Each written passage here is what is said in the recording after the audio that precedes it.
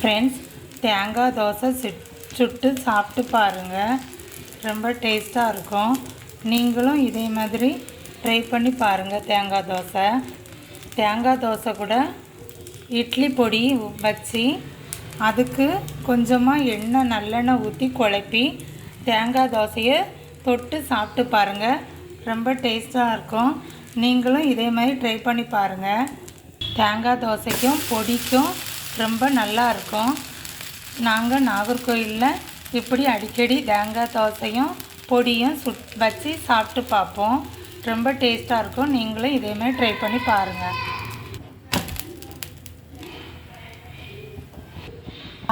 தேங்காய் தோசை பொடி பிடிச்சிருந்தா லைக் பண்ணுங்கள். சுட்டு சாப்பிட்டு பார்த்துட்டு